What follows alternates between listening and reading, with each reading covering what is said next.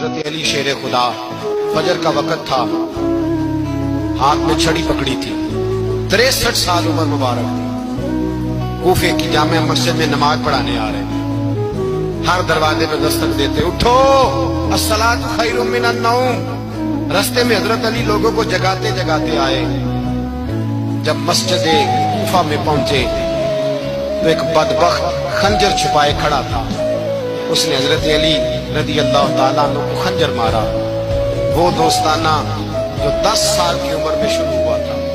جب شیر خدا کو خنجر لگا تو پتہ لفظ کیا تھے؟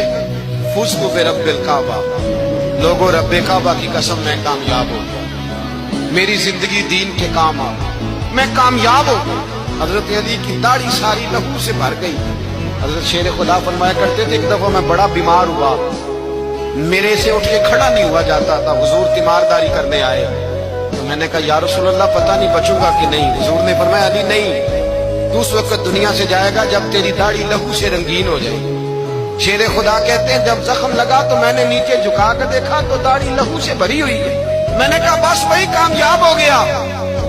جامع مسجد کوفہ میں مولا علی نے سر سجدے میں رکھا، اور اسلام کی تاریخ کا وہ شخص جس شخص نے اپنی بچپن سے لے کر جوانی، جوانی سے لے کر بڑھاپا، اور جاتے جاتے امام حسن اور حسین کو قریب بلایا اور وصیت کر گئے، بیٹا جینا اسی کا ہے جو دین کے لیے جیے، بیٹا مرنا اسی کا ہے جو دین کے لیے مرے، جس دھج سے کوئی مقتل میں گیا وہ شان سلامت رہتی ہے، یہ جان تو آنی جانی ہے، اس جان کی کوئی بات نہیں۔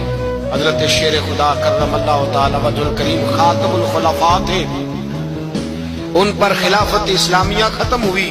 حضرت علی رضی اللہ تعالیٰ عنہ جس دن وصال ہوا، آپ کے بیٹے کہتے ہیں اس رات مولا علی نے خزانے کا مال سارا ایک رات پہلے تقسیم کیا، اور پھر جس جگہ مال خزانہ ہوتا تھا وہاں 2 نفل پڑھ کے کہا اے اللہ میں نے تیرے بندوں کی امانت تیرے بندوں تک پہنچا دی ہے۔ زندگی دین کے نام کر کے وہ شیر رخصت ہوئے۔